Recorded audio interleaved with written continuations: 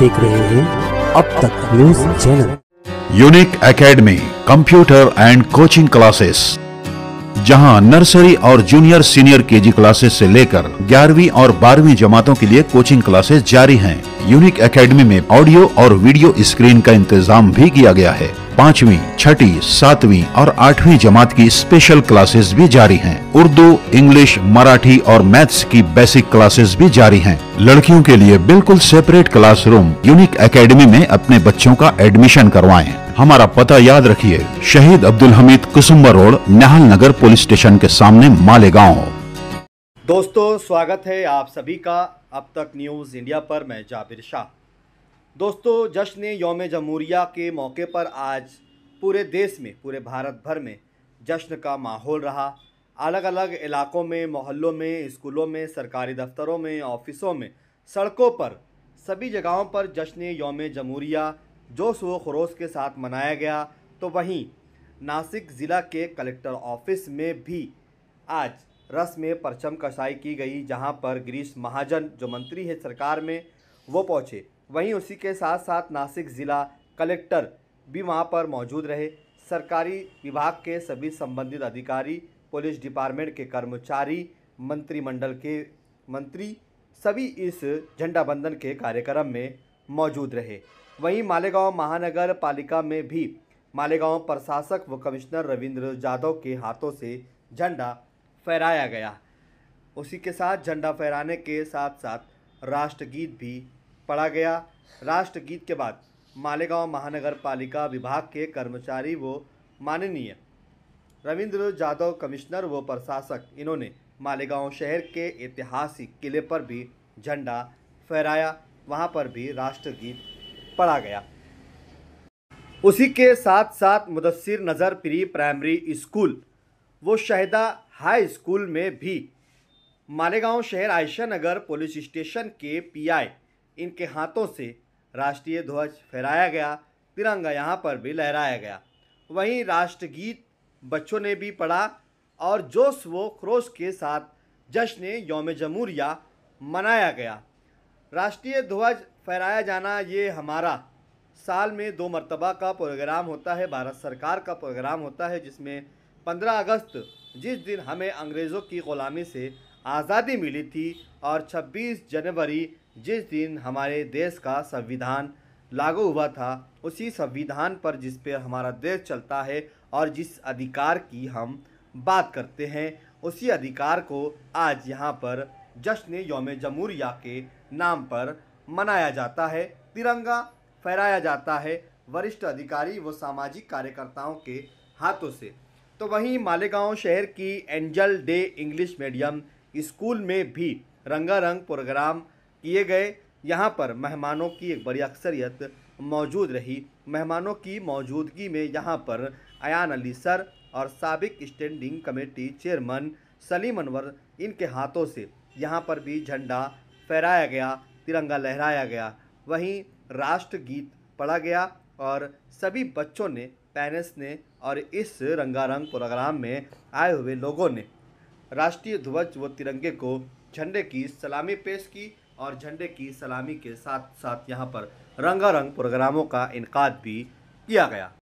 तो वहीं मालेगांव शहर के MIM MLA मुफ्ती मोहम्मद इस्माइल कासमी यहाँ पर अपने सैकड़ों समर्थकों के साथ मालेगांव कॉलेज ग्राउंड पहुँचे, राष्ट्रीय एकात्मता चौक, जहाँ पर हर साल राष्ट्रीय एकात्मता समिति की ओर से यहाँ पर रंगारंग प्रोग्राम और झंडा बंधन का कार्यक्रम का आयोजन किया जाता है।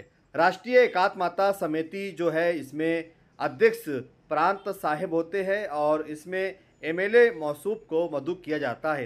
राष्ट्रीय एकात्मता समिति में सभी जाति, सभी धर्म, सभी वर्ग के अलग अलग फूलों को मिलाकर गुलदस्ता जिस तरीके से बनता है, उसी तरीके से राष्ट्रीय एकात्मता समिति में सभी जाति, सभी धर्म को मिलाकर राष्ट्रीय एकात्मता समिति बनाई गई है और इसी के द्वारा राष्ट्रीय एकात्मता समिति खुद इस कार्यक्रम का आयोजन करती है और हर साल रंगारंग प्रोग्राम के साथ यहाँ पर राष्ट्रीय एकात्मता चौक पर झंडा बंधन का कार्यक्रम का आयोजन किया जाता है। यहाँ पर भी हर साल सभी जाति, सभी धर्म के लोग यहाँ मौजूद होते हैं और उनकी मौजूदगी में झंडा बंधन का कार्यक्रम किया जाता है, जो एक ऐतिहासिक कार्यक्रम माना जाता है। और यहाँ पर हजारों की तादाद में लोग राष्ट्रीय एकात्मता के कार्यक्रम को देखने के लिए उपस्थित होते हैं।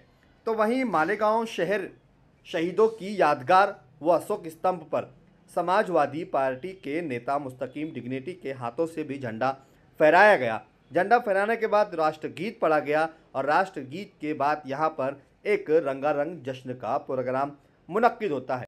अशोक स्तंभ जब तक इस जगह पर नहीं बना था, यहाँ पर कभी भी तिरंगा नहीं लहराया गया, ना कोई प्रोग्राम यहाँ पर डिपार्टमेंट की ओर से करने दिया जाता था। लेकिन जिस दिन से अशोक स्तंभ की स्थापना इस जगह पर हुई, कंटिन्यू हर साल 26 जनवरी व 15 अगस्त पर यहाँ पर जश्न यौम जमहूरिया और जश्न 15 अगस्त यौम आज़ादी यहाँ पर शान और शौकत के साथ मनाया जाता है।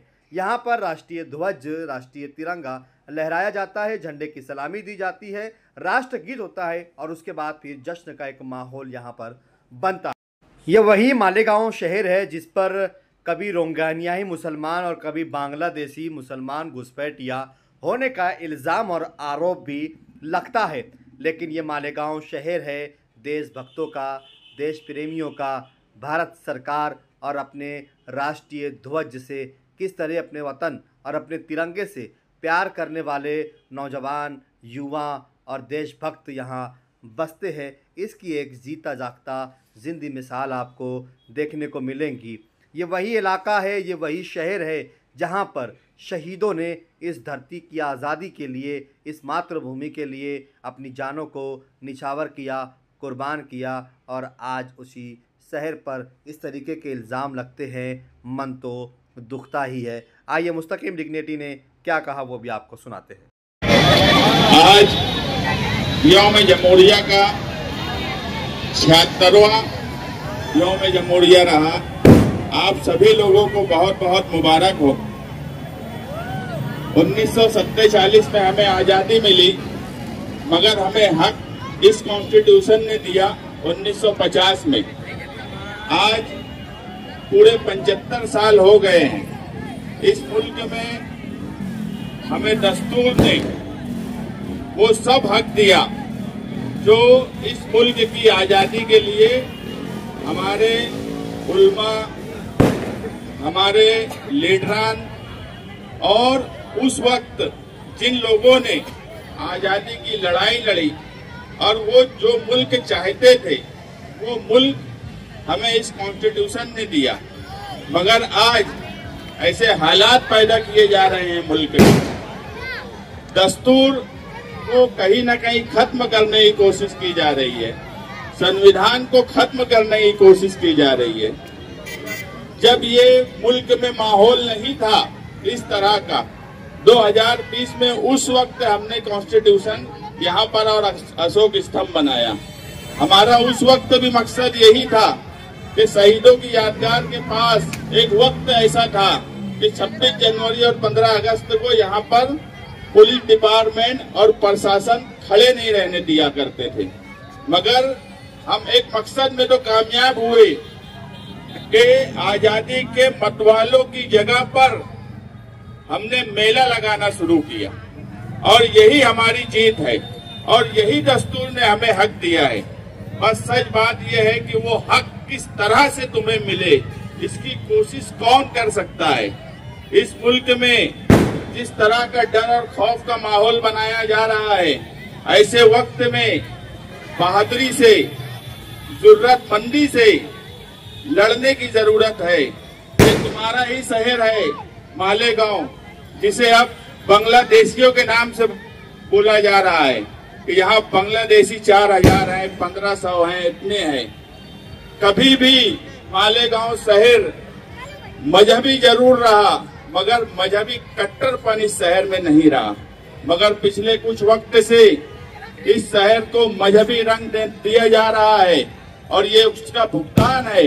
आप नौजवान हो, आप कल इस शहर से बाहर जाएंगे, तालीम के लिए जाएंगे, रोजगार के लिए जाएंगे, कारोबार के लिए जाएंगे। तो मुस्तकबिल में हमको ये डर है कि ये बांग्लादेशी जो तोहमत और बदनामी हम पर थोपी जा रही है, इसका भुगतान कहीं आपको ना भुगतना पड़े। इसलिए आज इस लड़ाई में सब लोगों को, खास तौर से मालेगांव शहरियान के नौजवानों को एक साथ आकर लड़ने की जरूरत है। अगर हमने आज ये धब्बा हमारे शहर से जो बदनामी की जा रही है उसे मिटाने का काम नहीं किया तो इसका मुस्तकबिल इस शहर के लिए अच्छा नहीं होगा।